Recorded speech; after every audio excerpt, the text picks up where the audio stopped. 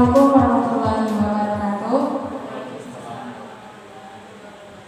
Alhamdulillahirrahmanirrahim. Puji dan syukur kita ucapkan kepada Allah yang telah memberikan rahmat-Nya kepada kita sehingga kita bisa melaksanakan aktivitas pada hari ini dan mengikuti diseminasi budaya positif yang akan disampaikan oleh pemateri kita, yaitu Bapak Ricci Satrianto.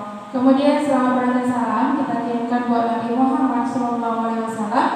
Allahumma sholli ala Muhammad wa ala Muhammad. Ibu-ibu yang berbahagia pada hari ini kegiatan kita adalah diseminasi tentang budaya positif yang akan dipaparkan oleh Bapak Ricci Satrianto. Kepada Pak Ricci kita persilakan.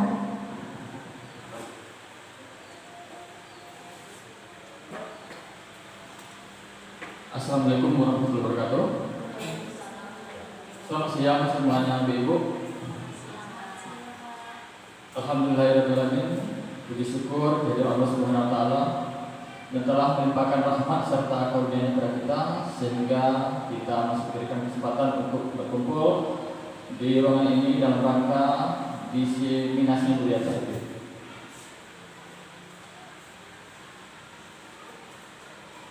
Yang terhormat kepada Bapak Ibu yang berkesempatan hadir pada siang hari ini. Assalamualaikum wabarakatuh. Waalaikumsalam warahmatullahi wabarakatuh. Puji syukur marilah sama-sama kita ucapkan kehadiran Allah Subhanahu wa taala yang telah melimpahkan rahmat serta karunia-Nya pada kita bersama sehingga pada siang hari ini kembali kita dipertemukan dalam rangka diseminasi budaya positif. Selanjutnya salawat serta salam tidak lupa kita hadiahkan buat junjungan kita yang ininya Nabi besar Muhammad SAW yang telah memperjuangkan umat manusia dari zaman jahiliyah kepada zaman yang penuh dengan peradaban dan pengetahuan seperti yang kita rasakan pada saat sekarang ini. Yang terhormat kepada ibu-ibu yang berkesempatan hadir pada siang hari ini. Baiklah Bapak Ibu-ibu, sebelum kita masuk kepada materi kita hari ini, yaitu tentang diseminasi budaya positif. Langkah lebih baiknya kita sepakati dulu kesepakatan jelas kita pada siang hari ini. Yang pertama adalah fokus dan aktif selama kegiatan. Yang kedua, menghargai sesama. Yang ketiga, mengikuti forum diskusi dengan senang hati. Terakhir, menjaga kebersihan. Ibu-ibu bagaimana? Apakah sepakat semuanya? Atau ada mungkin yang perlu ditambahkan? Setuju ya?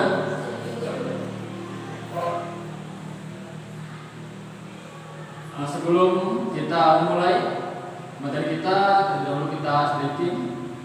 Silakan diperhatikan. Ada beberapa pertanyaan nantinya. Yang pertama adalah hewan apa yang suka bercanda? Apa itu? Apakah itu jawabannya? Hewan apa yang suka bercanda?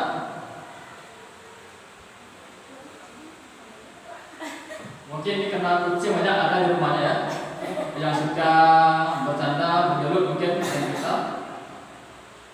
Tidak ada jawaban lain? Selain kucing kan ada? Jawabannya tidak harus lurus-lurus saja ya Ibu ya. Boleh membelok. Biologi yang hanya berarti ya. Hewan apa yang suka bercanda? Ayo.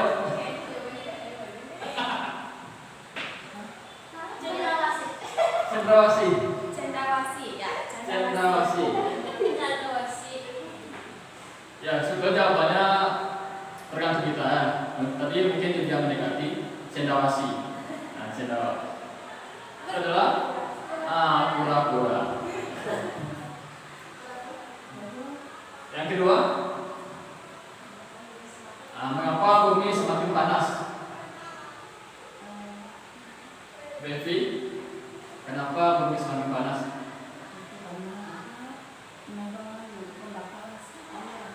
Karena adanya penerbangan, tembakan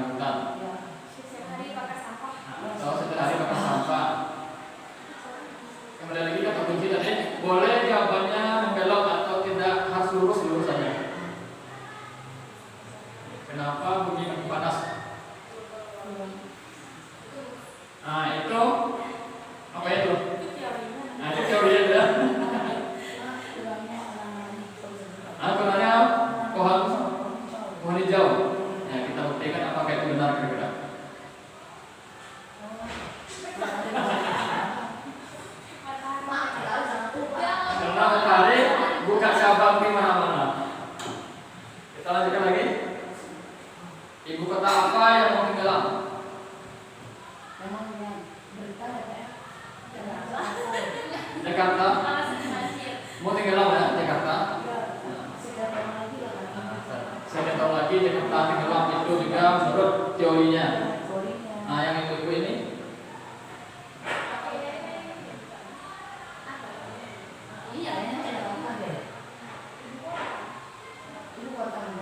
ya. Ya kita buktikan apakah Jakarta atau ada daerah lain mungkin. Kita buktikan ya. Amsterdam, ibu kota negara Belanda. Ya.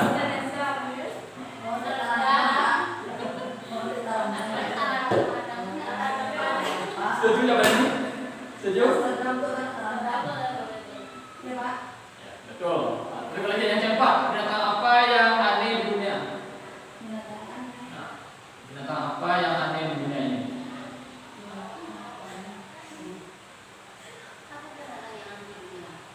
Jawabannya memang sedikit nyeleneh ya.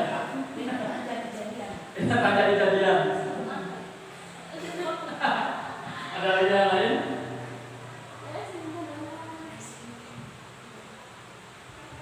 Binatang apa yang aneh di dunia?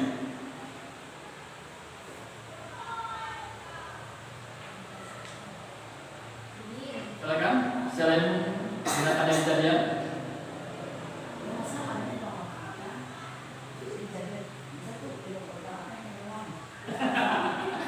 Ya kita buktikan ya. Apakah itu adalah siluman atau apa? Nah ini dia. Belalang koko siang makan nasi, langsung minum susu.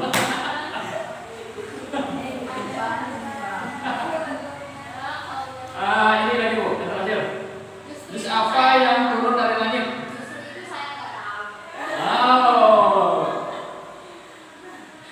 Oh ya. Ini sudah pernah ya.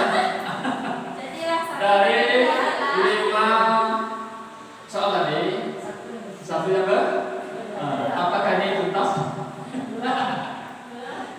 Ya bagaimana ibu perasaannya setelah kita speaking ini? Apa? Bikin relax ya maksudnya.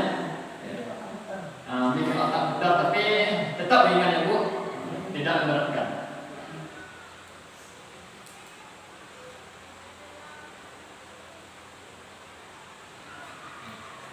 Ya ibu perlu kita ketahui seorang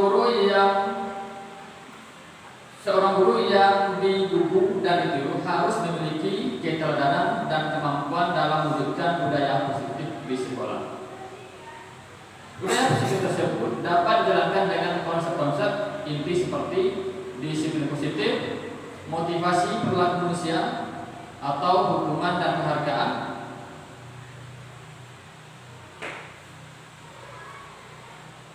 Posisi kontrol, restitusi, keyakinan jelas, penerapan segitiga restitusi dalam penyelesaian masalah.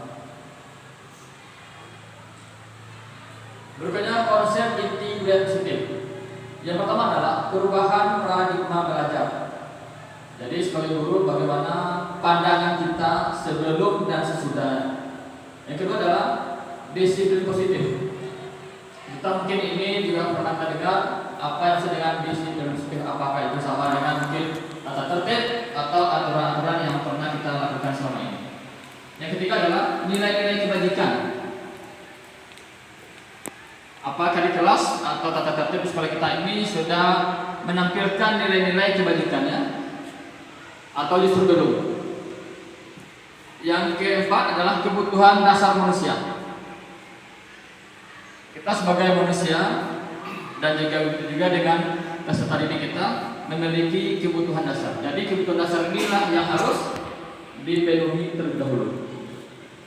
Yang kelima adalah motivasi perilaku manusia. Mengapa seseorang bertindak? Tentu ada alasannya, ada motivasi tersendiri. Yang keenam, posisi kontrol guru. Guru ini sebagai apa dia kira-kira?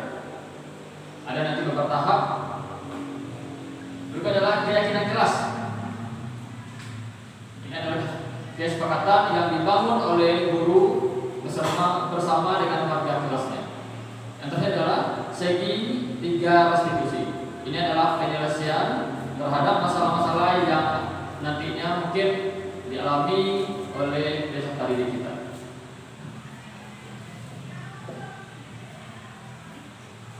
Di sini ada pertanyaan tematik. Setuju atau tidak setuju? Ibu-ibu silakan lihat. Yang pertama adalah hukuman dapat mendisiplinkan anak. Bagaimana ini kira-kira?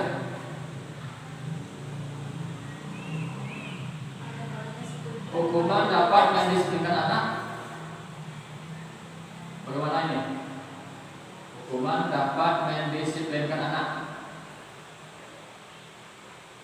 Setuju atau tidak? Bagi yang pernah melakukan memberikan hukuman, apakah ini memang berdampak terhadap anak kita? Apakah dia itu disiplin atau justru mungkin akan bertingkah lebih dari sebelumnya?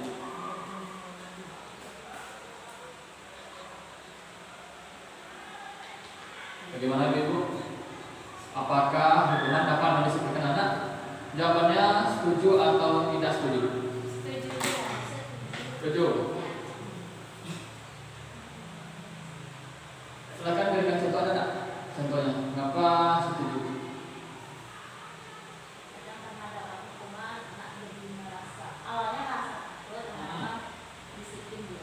Awalnya karena takut, akhirnya disiplin. Ya, biasanya kalau dia disiplin ini apakah bertahan lama Ibu? Apakah berikutnya seterusnya dia akan takut?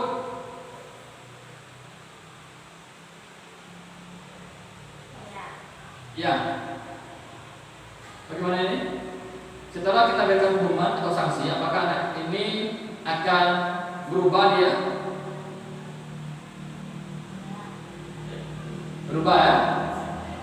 Yang kedua adalah pemberian hukuman dengan hasil positif seperti membaca atau membersihkan halaman sekolah dapat meningkatkan disiplin anak. Sebagai guru piket mungkin yang saya memberikan teguran terhadap siswanya yang terlambat.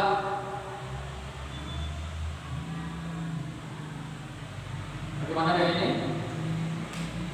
Seperti membaca atau membersihkan halaman sekolah, atau mungkin kalau mengikuti kita adalah cukup rumput. Apakah ini dibenarkan atau bagaimana kira-kira setuju atau tidak? Setuju.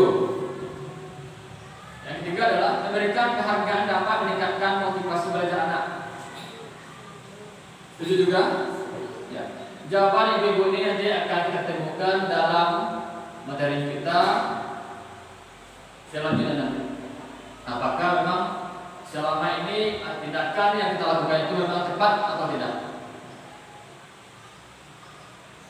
Yang pertama tadi adalah perubahan paradigma kegiatan. Contoh adalah kegiatan pelatihan. Nah, silakan dilihat ke depan. Ada A dan B. Anda dan teman Anda sobeklah secat kertas kecil, tuliskan benda atau sesuatu sangat berharga untuk Anda. Letakkan di salah satu tangan Anda dan genggamlah benda tersebut dengan segala daya. Buatlah sebuah kepalan. Teman Anda B akan mencoba dengan sekuat tenaga dengan berbagai cara untuk meminta Anda memberikan benda tersebut. B bisa membujuk, mengancam, menghardik, merayu, menyuap apa saja agar dapat buka kepalan tangan Anda. Apa yang terjadi pada A? Bagaimana kira-kira A ini? Dalam kepalan tangan itu adalah terdapat satu benda yang sangat berharga.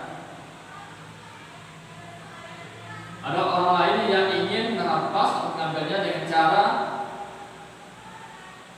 yang bermacam-macam, mulai dari sifat yang mungkin membujuk sampai memaksa. Kira-kira apa yang terjadi pada A ini?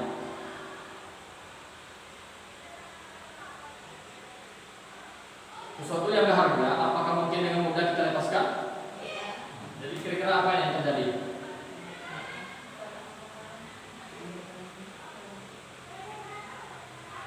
Apa Ibu jawabannya? Apa yang terjadi pada A? Tergantung si A-nya. Kalau Ya tergantung si si A. A-nya kuat imannya maka tidak akan diberikan.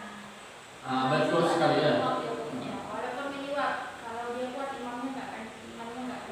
Ya benar sekali. Jadi tergantung pada A ya. Sekuat apapun nanti orang yang mempengaruhi kita, apabila nanti kita itu memang komitmen kuat teguh kita, otomatis kepala tangan kita semakin kuat. Jadi yang mengontrol diri kita itu bukanlah orang lain, tapi diri kita lah sebetulnya yang mampu mengontrol diri kita. Berikut adalah pembelajaran dengan paradigma baru. Pembelajaran dengan paradigma baru merupakan pembelajaran yang dirancang berdasarkan prinsip pembelajaran berdiferensiasi, sehingga para peserta didik belajar sesuai dengan kebutuhan berdasarkan tahap perkembangan sesuai dengan teori psikologi modern untuk mewujudkan profil pelajar Pancasila. Sebagaimana yang diketahui, profil pelajar Pancasila itu terdiri dari berapa? 6. Ada 6 ya. Ada 6 kompetensi profil pelajar Pancasila. Yang pertama, iman dan takwa dan berakhlak mulia. Yang kedua, ada mandiri. Yang ketiga, bernalar kritis. Yang keempat, berkebinekaan global. Yang kelima, bergotong royong. Terakhir adalah kreatif. Jadi itu adalah profil pelajar Pancasila yang seharusnya kita terapkan dalam proses pembelajaran di kelas kita. Di sini juga tadi ada kata-kata pembelajaran berdiferensiasi. Apa kira-kira itu, Bu?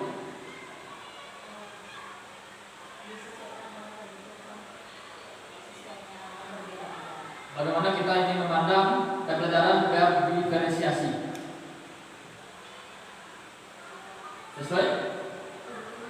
Sesuai dengan kebutuhan anak. Ada lain? Ya, benar ya. Kita sebagai seorang guru itu harus menyadari bahasanya peserta didik yang kita ajar kelas itu memang berbeda. Berbeda dari mereka itu mungkin dari cara belajar, dari metode. Ini yang perlu kita sesuaikan agar nanti seluruh peserta didik kita ini dapat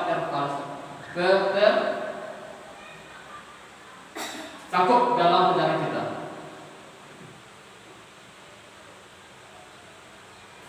Itu adalah miskonsepsi tentang teori kontrol. Ilusi guru mengontrol murid. Apa kira-kira maksudnya ini? Apakah memang guru itu bisa mengontrol murid? Bisa tak?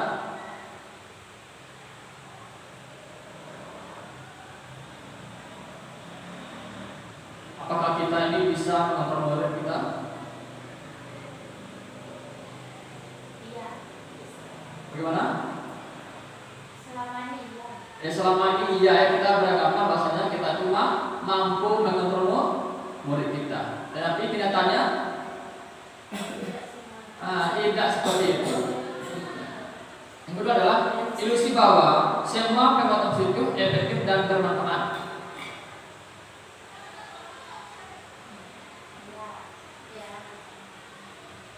Ilusi bahwa semua perbuatan positif efektif dan bermanfaat. Bagaimana ini?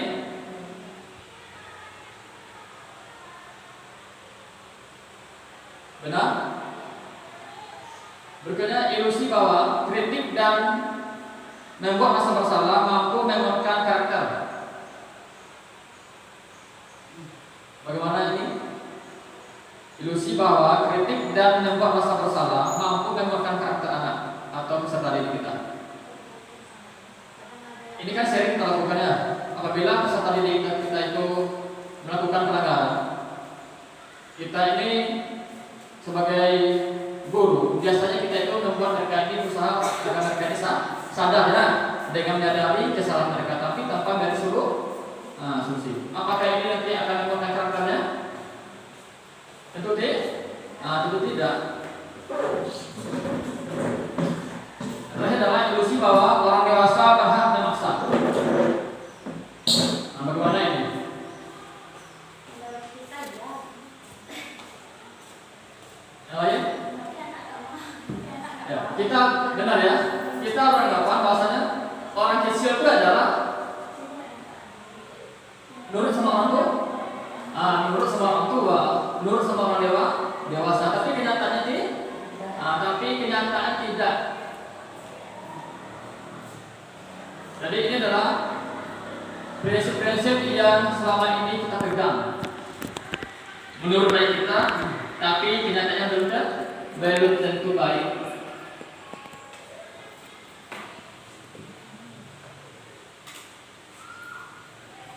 Yang kedua adalah disiplin positif.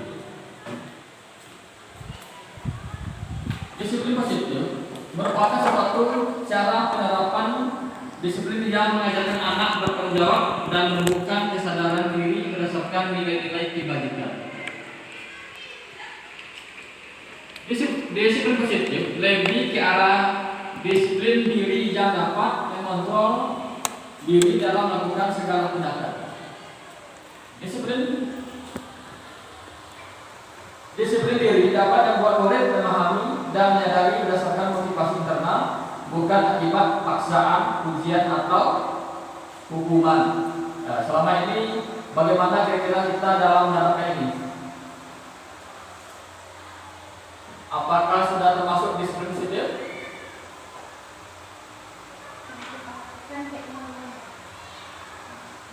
Belum ya? Bagaimana Ibu? Apakah kita sudah melakukan berdasarkan disiplin positif selama ini?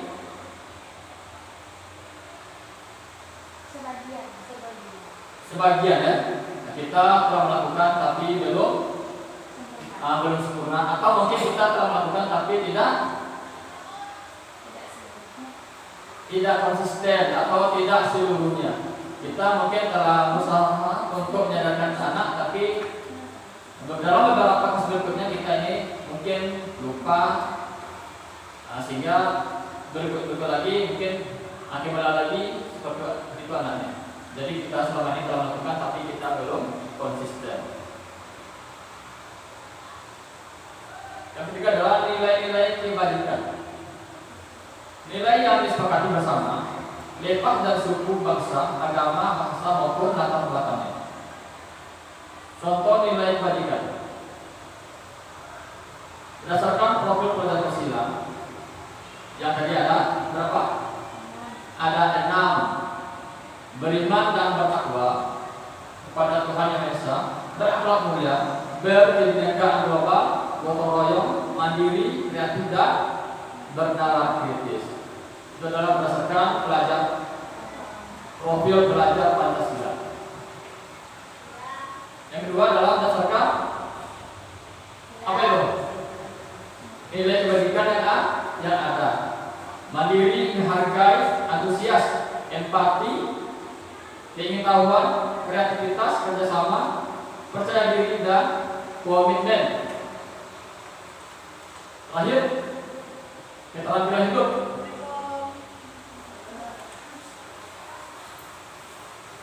Pendengar yang aktif, tidak merendahkan orang lain dan memberikan yang terbaik bagi diri kita. Berarti kita ini menghargai diri kita. Yang keempat adalah kebutuhan dasar. Jadi ada kebutuhan dasar dari manusia itu sendiri. Itu adalah kebutuhan dasar manusia adalah segala sesuatu yang kita lakukan untuk mendapatkan apa yang kita inginkan.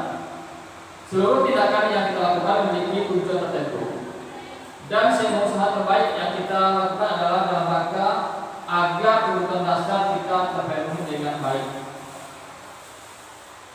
Mungkin kita sering melakukan suatu hal, untuk itu kita terkadang mungkin mengabaikan hal yang lain. Inilah sebetulnya yang disebut dengan kebutuhan dasar. Dan ini juga sering terjadi kepada peserta didik kita ini yang kita abaikan. Misalkan Bapak Ibu sewaktu masuk kelas ada murid kita yang terlambat, biasanya apa tindakan ibu-ibu?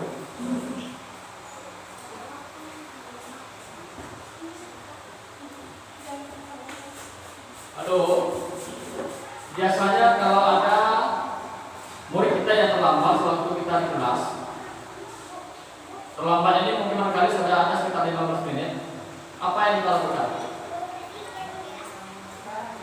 Bertanya ya? Nah, bertanya, apa yang kita tanyakan? Alasan, betul sekali. Kita menanyakan alasan mengapa dia telah terlambat. Mungkin saja ini di kantin, benar? Nah, kalau di kantin itu dalam tempat makan. Kita sebagai manusia yang nanti kebutuhan dasar kita tidak terpenuhi, tentu kita akan cari ibu tadi. Nah, misal ada dari kita itu pergi dia ke kantin. Ini sebetulnya tidak salah. Tidak salah. Yang mana kebutuhan dasar ini harus dipenuhi.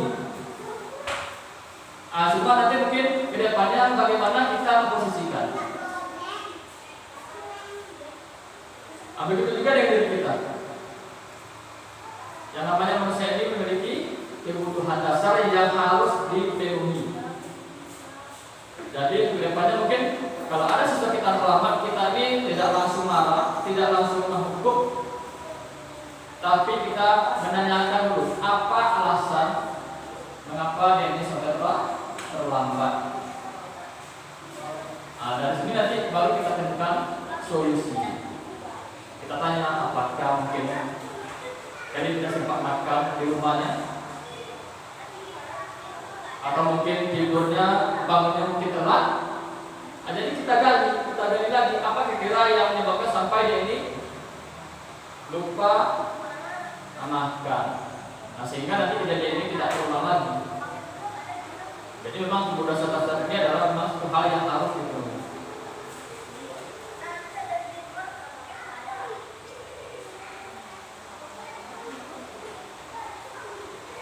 Ada 5 kebutuhan dasar manusia yang tidak dapat ditoleransi, harus terpenuhi.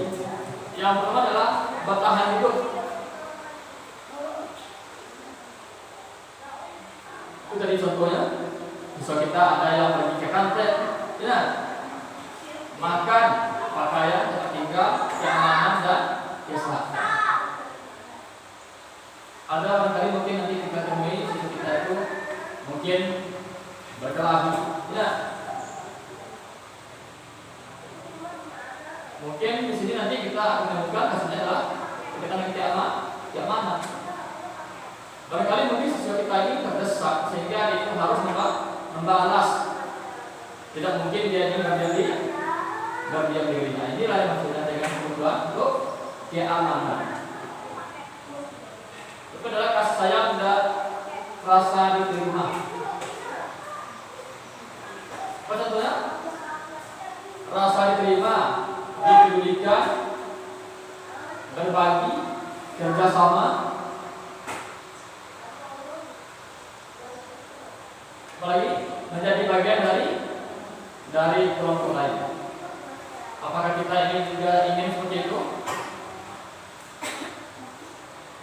Ada nggak kita ini yang kita ingin dikasih sayang dan ada rasa terima? Tidak ada ya? Pasti kita ini ingin diterima. Yang ketiga adalah kemasan, harga diri, keinginan untuk dianggap memimpin, berprestasi, diakui dan didengar. Ini juga merupakan hal yang harus terpenuhi oleh kita ini. Ada orang yang merendahkan, otomatis kita berusaha untuk mempertahankan harga diri kita. Yang terakhir adalah kebebasan, mandiri, memiliki pilihan, mencoba hal baru, mampu mengendalikan arah dirinya. Nah, inilah 5 kebutuhan dasar yang harus dipenuhi. dari kita dan juga termasuk pada peserta didik kita. Apabila kita menemukan kasus atau pelanggaran pada diri peserta didik kita, barangkali ada 5 unsur atau salah satu dari unsur-unsur ini yang belum terpenuhi.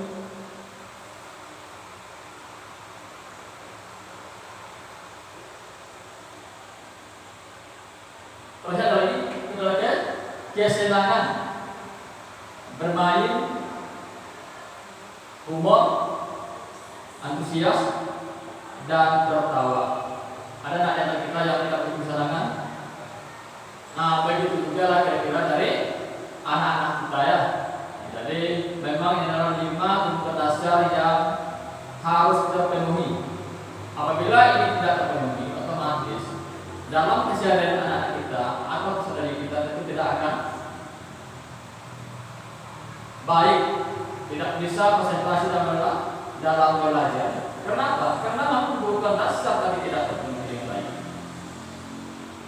Barangkali mungkin ada anak kita dari rumah, yaitu mungkin moodnya sudah tidak baik. Bertemu dengan kita juga bertanya barangkali mungkin dengan nada yang tegas ya, atau keras atau memojokkan. Apa kira-kira yang terjadi pada dirinya? Justru dia tidak merasa senang, merasa terpojokkan.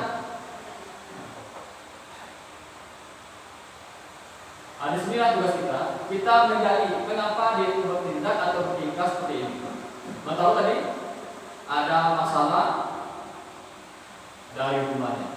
Mungkin orang tuanya marah, mungkin tidak uang jajan dan cukup, mungkin sehingga mempengaruhi kehadirannya ke sekolah ini. Anak kita juga mungkin sebagai guru mungkin terkadang tidak tepat untuk bertanya. Sudahlah dia ini dalam keadaan tidak mood yang baik, kita bertanya dengan kondisi yang mungkin dengan tegas atau orang kali mungkin marah. Yang tadinya mungkin dia ini adalah sudah terluka, ditambah lagi mungkin kita memberi luka. Apa yang terjadi? Ya tambah terluka, terpukul, benar.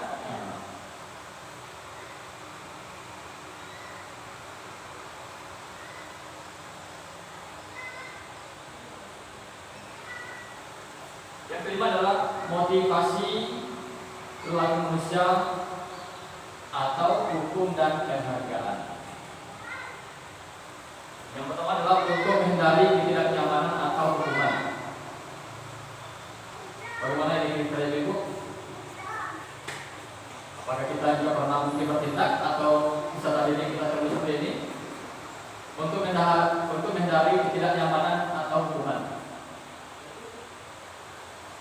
Pernah ya kita melakukan itu dulu? Pernah kita lakukan sesuatu untuk menghindari ketidaknyamanan atau hukuman. Akhirnya apa contohnya ini?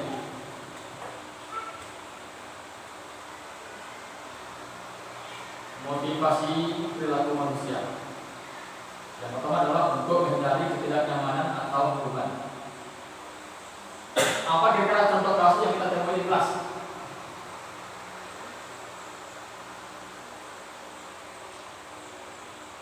Apa contohnya?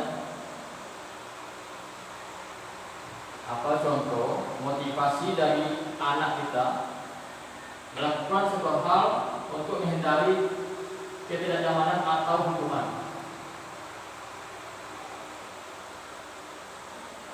Apa? Berbohong. Ya mungkin berbohong, apalagi benar ya? Untuk menghindari hukuman bisa saja mereka berbohong. Apalagi?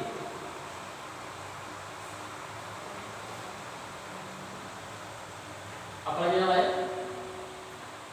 Motivasi perilaku manusia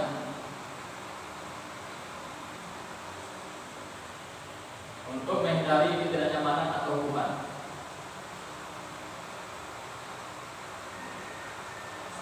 Ada lain mungkin contohnya? Apalagi kasus yang kita temui di kelas.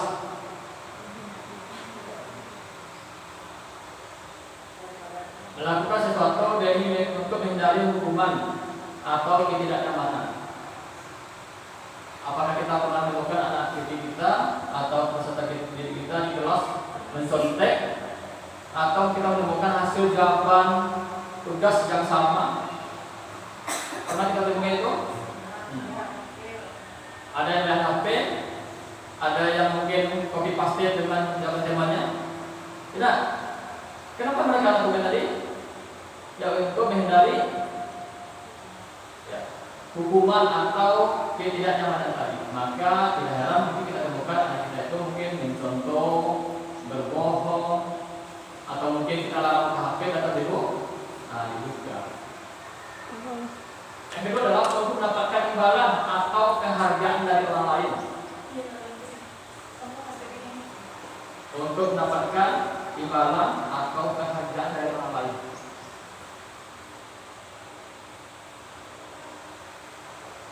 Apa contohnya ini?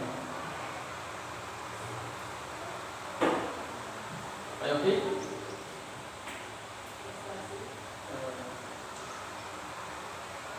Apa ini?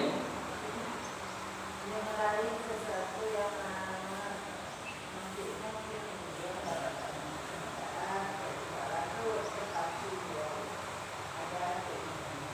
mungkin di rumah adik ini nanti dapat peringkat 1 gitu, atau mungkin 10 besar saja nanti orang tuanya mungkin menjanjikan untuk kasih uang mungkin, tidak? Atau mungkin di bawah nanti mungkin liburan, tidak?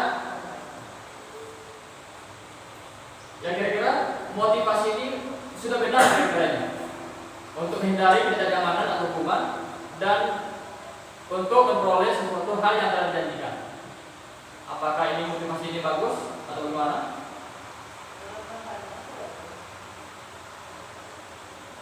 Ya kalau penghargaan itu bagus.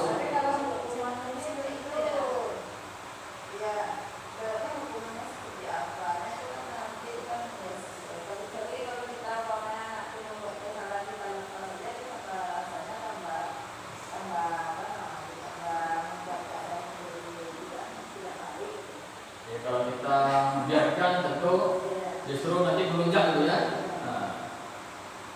Jadi motivasi ini tentu adalah motivasi yang mendorong dari luar, dari orang tuanya, sehingga dia itu termotivasi untuk mungkin belajar, atau mungkin termotivasi dia itu mungkin karena untuk menghindari hukuman tadi. Jadi kita lihat ini adalah masih bersumber motivasi ini dari luar ya. Seharusnya bagaimana? Motivasi ini muncul dari dalam diri sendiri. Tidak karena iming-iming, tidak karena rasa takut atau rasa cemas. Yang ketiga adalah untuk menjadi orang yang mereka inginkan dan hargai diri sendiri dengan nilai-nilai yang mereka percaya. Ini yang sebetulnya yang lebih baik. Mereka menyadari perubahan motivasi ini memang adalah atas keinginan dari mereka sendiri. Mereka menyadari ini adalah hal-hal yang baik, yang dilarang. Asalnya mereka itu menyadari itu.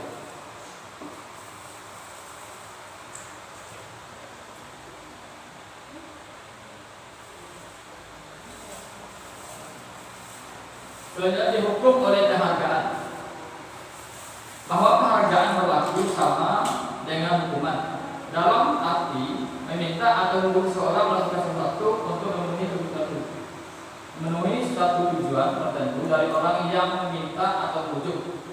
Dorongannya eksternal dan akan ada faktor ketergantungan. Apakah ini benar kira-kira? Kita kembali lagi ke contohnya dari awal. Benar ya? Nah, bila kita mengiming-imingi, hadiah, pas momen itu lagi, apakah nanti hadiahnya akan minta lagi? Ya, pasti nanti akan diminta lagi. Jadi rupanya janji atau iming-iming yang bisa memotivasi ini rupanya nanti akan membuat peserta didik kita ini ketergantungan.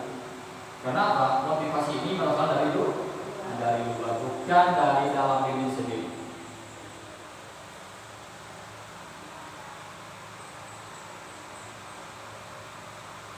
Dihukum oleh penghargaan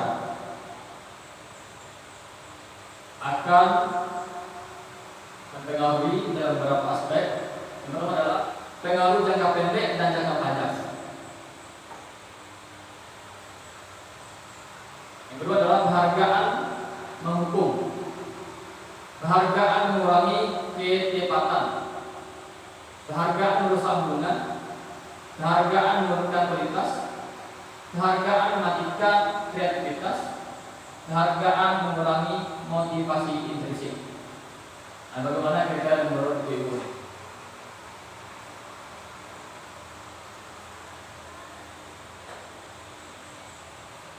Yang pertama, penghargaan jangka pendek dan jangka panjang. Sewaktu mungkin kita iming-imingi atau kita janjikan, dia itu akan termotivasi. Selain itu apa? Bilang janji atau mungkin penghargaan, maka coba kembali lagi, karena memang tidak ada kesadaran dalam dirinya. Penghargaan ini sifatnya menghukum.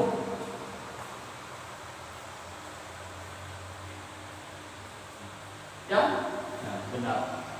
Ketiga adalah penghargaan mengurangi ketepatan.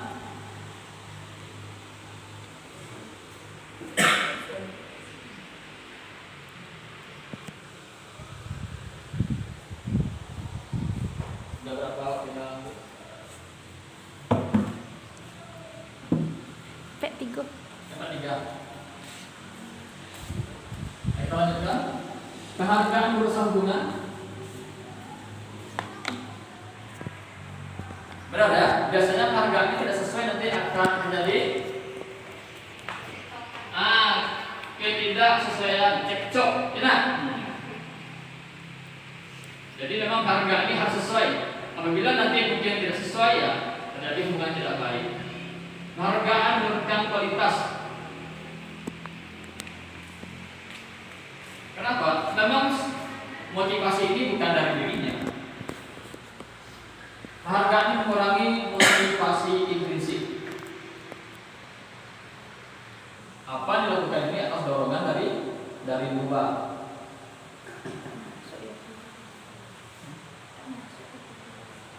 Itu adalah bentuk program kebaikan atau apresiasi. Dalam memberikan apresiasi atau pengakuan perlu diingat beberapa hal. Jadi kalau kita ke depannya nanti memberikan sesuatu hal berupa penghargaan, ada ketentuannya. Yang pertama adalah beri pengakuan secara khusus. Ada nggak yang kira-kira bisa bercontoh nih, memberikan pengakuan secara khusus? Boleh nggak kita mungkin memberi penghargaan atau pengakuan di depan teman-temannya?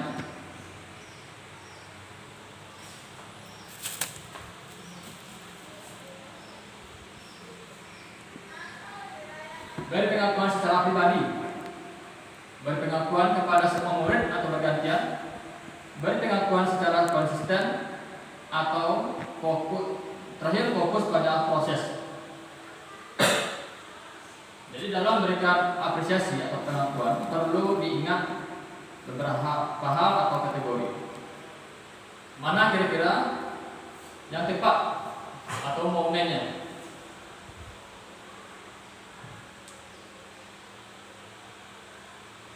Contoh pengakuan atau apresiasi kebaikan. Misal di sini, kemarin saya perhatikan, saya menghargai, terima kasih untuk. Sedangkan nilai kebaikannya adalah rasa empati besar sekali. Kepedulianmu, rasa tanggung jawabmu untuk situasi pada saat menolong murid baru di kelas kita, pada saat kamu membantu temanmu di tugas kelompok, pada saat kamu memungut kertas yang berserakan. Jadi Pengakuan atau apresiasi ini tidak hanya kita berikan pada hal-hal yang mungkin sifatnya dalam bidang studi kita, tapi dalam hal-hal kecil bisa kita berikan apresiasi atau pengakuan. Nah, misal di sini hanya sekedar mengambil kertas dan jatuh, ini bisa kita berikan apresiasi.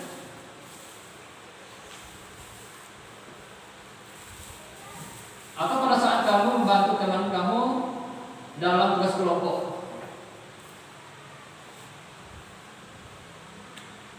atau pada saat menolong murid baru di kelas.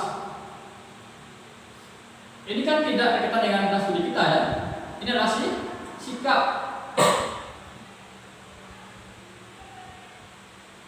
Jadi kedepannya untuk hal-hal yang kecil yang kita anggap sepele ini bagi peserta didik kita itu adalah luar biasa. Jadi jangan kita merupakan hal kecil untuk mengharapkan yang besar. Sedangkan yang besar ini belum tentu nanti kita lihat, kita temukan dalam keseharian kita.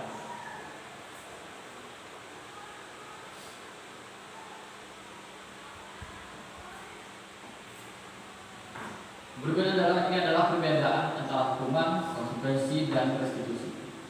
Hukuman bersifat berencana atau tiba-tiba, bersifat syarat dari pihak guru berupa hukuman fisik maupun psikis. Yang kedua adalah konsekuensi, rencana atau disepakati. Murid tetap dibuat tidak nyaman, sikap guru selalu memonitor muridnya. Ketiga adalah restitusi, proses kolaboratif yang mengajarkan untuk mencari solusi. Nah, kira-kira sampai hari ini kita ini sudah di bagian mana kira-kira ini? Apakah sebagai penghukum kita, konsekuensi, atau restitusi? Adakah yang di antara kita ini mungkin yang melakukan memberi hukuman yang berupa fisik? Ada? Tidak ada ya?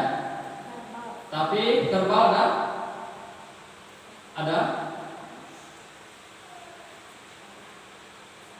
Ada kira-kira mungkin yang membuat hati anak kita terluka sehingga berikutnya kalau dia melihat kita ini seolah kita ini adalah monster bagi mereka.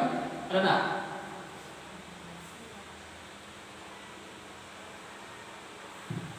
Mana nih kira-kira yang kita lakukan?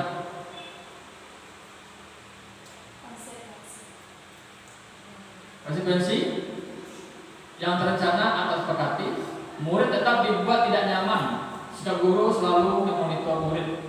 Nah, ini barangkali yang sering kita lakukan ya. Misal kalau kita tiket, ya, hari ini kamu terlambat, kemarin juga kamu terlambat, beberapa hari yang lalu kamu lagi yang terlambat. Nah, itu namanya memonitor ya. Sedangkan restitusi, proses kolaboratif yang mengajarkan untuk mencari solusi. Barangkali ini yang belum kita lakukan ya. Kita menghukum siswa kita ini dengan spontan. Kamu pilih sampah, cabut rumput barangkali, ya. Tapi tidak memberikan solusi.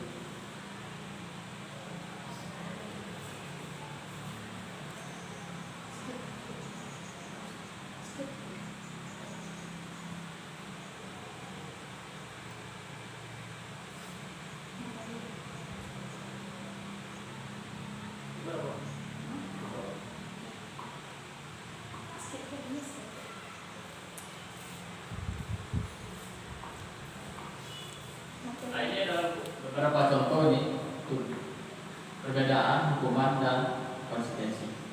Yang pertama adalah mencatat 100 kali di dalam buku kalimat, saya tidak akan terlambat lagi. Pernah tidak kita ini melakukan? Pernah ya? Kita suruh mungkin di perpustakaan atau nanti duduk di kursi guru ya. Nah, kita suruh mencatat hal yang sama dengan jumlah kata yang ditentukan. Satu halaman mungkin ya, atau sekian kata. Ini hukuman atau konsekuensi ini? Hukuman. Nah, kita buktikan. Yang kedua adalah lari mengelilingi lapangan basket 2 kali karena terlambat hadir di sekolah. Bagaimana ini? Apakah termasuk hukuman atau konsekuensi? Lanjut lagi. Murid diminta untuk push up karena tidak menggunakan masker. Hukuman juga mengganti kertas tugas teman yang telah dicoret-coret. Apa ini? Konsekuensi membersihkan tumpahan air di meja tulis karena tersenggol pada saat belajar. Konsekuensi murid disuruh untuk mengenakan sepatu seharian di sekolah karena tidak mengenakan sepatu hitam. Konsekuensi berikutnya lari mengelilingi lapangan basket 2 kali karena terlambat 10 menit untuk pelajaran PJOK. Ini apakah hukuman atau konsekuensi? Konsekuensi. Ya, berarti ini adalah jawabannya. Kira-kira apa itu bedanya antara konsekuensi dan hukuman ini? Apa bedanya kira-kiranya? Bisa nggak kira-kira membedakan antara hukuman dengan konsekuensi?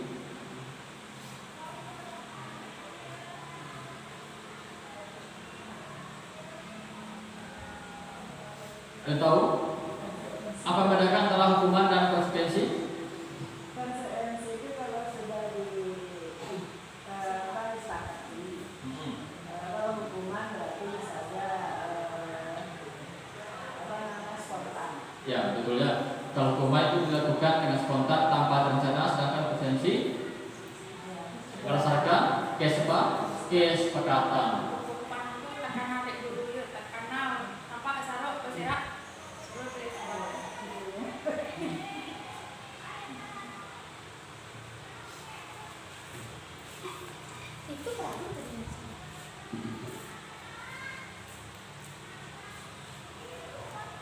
Berbeda 5 posisi kontrol.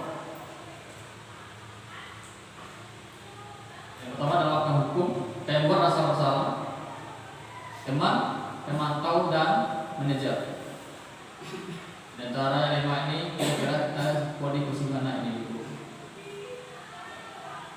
Apakah sebagai penghukum, tembok rasa bersalah, sebagai teman, sebagai pemantau, atau justru sebagai manajer?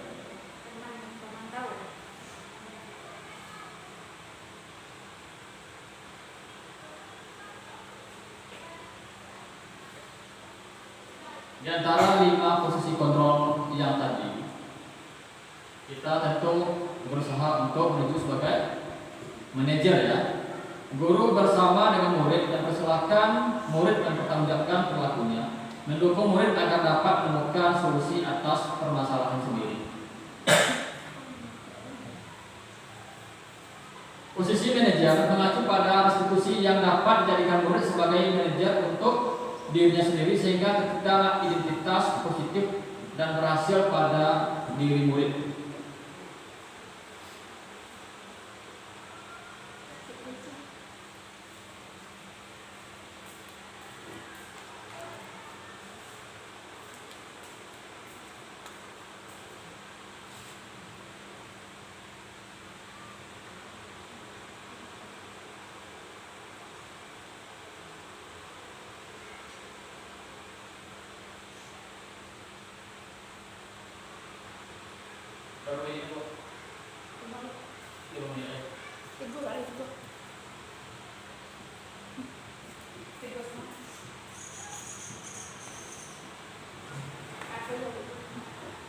Berikut adalah kita masuk pada keyakinan kelas.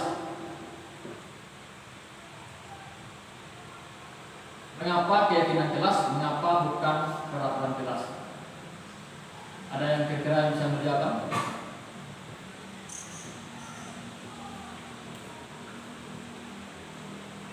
Ada?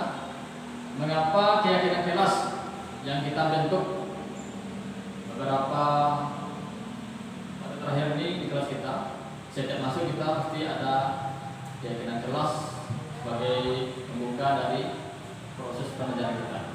Mengapa bukan peraturan kelas? Silakan, ada yang tahu?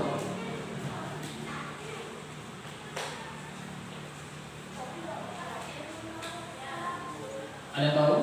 Mengapa keyakinan kelas? Mengapa bukan peraturan kelas? Selama ini kita apa? Peraturan ya. Nah, peraturan kelas itu lebih kepada apa? Ya memaksa ya. Itu berasal dari kita, ya. Nah, sedangkan keyakinan kelas itu adalah berasal dari mereka sendiri atau dari anak-anak kita. Berdasarkan nilai-nilai kebajikan yang mereka kenal atau mereka temukan. Jadi itu adalah bedanya antara keyakinan kelas dengan peraturan kelas. Kalau keyakinan ini adalah berasal dari mereka, berdasarkan nilai-nilai kebajikan yang mereka pahami, sedangkan peraturan kelas adalah semata-mata guru yang membuat tanpa terlebih dahulu mungkin mendiskusikan dengan peserta didiknya.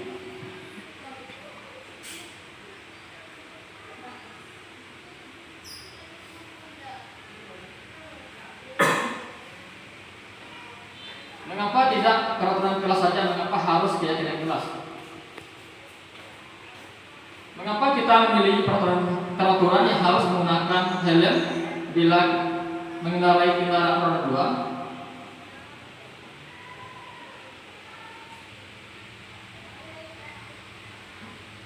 Kedua adalah mengapa kita memilih peraturan 3M menggunakan masker, mencuci tangan, dan menjaga jarak. Mengapa kita memiliki peraturan harus datang tepat waktu pada saat mengikuti pelatihan? Kira-kira apa jawabannya ini? Yang pertama ini? Untuk keselamatan. Ya, yang pertama adalah untuk keselamatan. Yang kedua, mengapa kita memiliki peraturan 3M menggunakan masker, mencuci tangan, menjaga jarak? Ya, untuk kesehatan. Terakhir, mengapa kita memiliki peraturan harus datang tepat waktu pada saat mengikuti pelatihan? Jadi, ya, kedisiplinan. Untuk mendukung motivasi intrinsik, kembali ke nilai-nilai atau keyakinan yang lebih menggerakkan seseorang dibandingkan dengan mengikuti serangkaian peraturan-peraturan.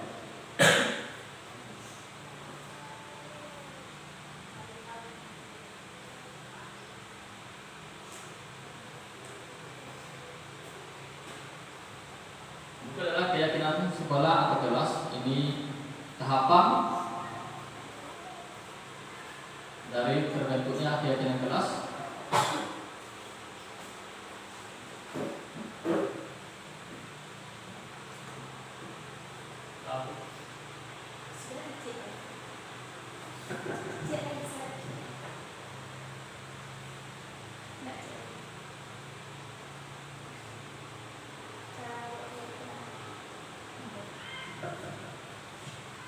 Terakhir adalah langkah-langkah membuat keyakinan kelas.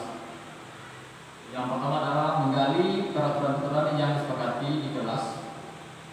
Yang kedua adalah mengubah peraturan-peraturan yang sudah dibuat dengan kalimat positif.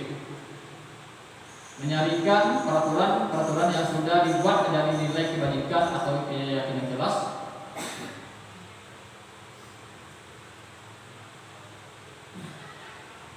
Yang terakhir adalah kegiatan pendalaman keyakinan kelas.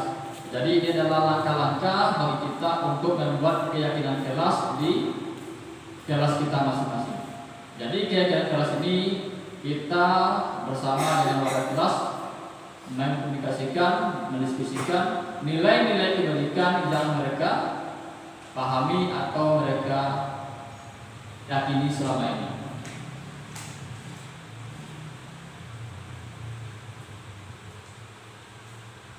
10 sampai.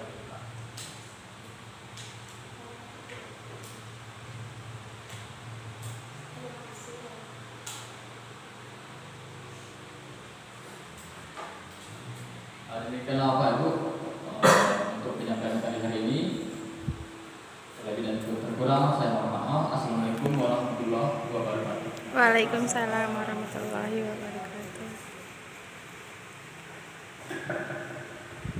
Silakan di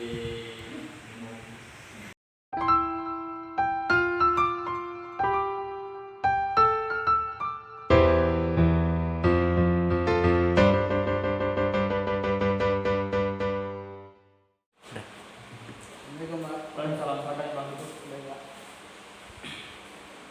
Iqbal, tahu kenapa Bapak panggil? Tahu Pak, karena terlalu pagi tadi kan Pak. Benar, coba ceritakan kenapa kamu bisa terlambat. Saya ngantuk Pak, jadi terlambat bangun Pak. Dan nungguin teman juga, makanya saya terlambat Pak. Oke, setiap orang apabila merasa ngantuk pasti juga akan terlambat bangun. Semua orang juga pasti mengalami apa yang kamu alami. Bapak juga pernah melakukan hal seperti itu dahulu. Ya Pak, saya minta maaf Pak, karena terlambat pagi tadi Pak. Iya, tidak apa-apa. Mari kita cari solusi bersama untuk menyelesaikan masalah kamu agar tidak terulang lagi nantinya ya. Baik Pak. Pasti kamu memiliki alasan mengapa kamu terlambat tadi. Saya merasa lelah dan mengantuk Pak, karena tadi malam saya tidurnya larut malam Pak, karena mengantuk Pak. Apakah kamu masih ingat tentang keyakinan kelas yang sudah kita sepakati bersama? Masih Pak, datang tepat waktu dan disiplin Pak. Apakah datang terlambat datang ke sekolah itu merupakan disiplin? Tidak Pak. Tapi kamu juga pasti mendapatkan rasa senang karena bisa tidur kan? Tapi datang terlambat ke sekolah itu tidak baik. Selanjutnya langkah apa yang akan kamu lakukan agar tidak terlambat lagi datang ke sekolah dan ketinggalan jam pelajaran? Saya akan tidur lebih awal dan tidak begadang main HP sampai larut malam Pak. Kamu pasti ingin jadi orang sukses kan? Iya Pak. Oleh karena itu, mari kita untuk selalu bersama-sama melaksanakan keyakinan kelas yang sudah kita sepakati untuk mencapai sebuah kesuksesan. Dan jangan mengulangi lagi perbuatan tadi ya, harus datang tepat waktu ke sekolah. Baik Pak, terima kasih Pak. Iya sama-sama, silakan kembali ke kelas atau pulang. Baik Pak, saya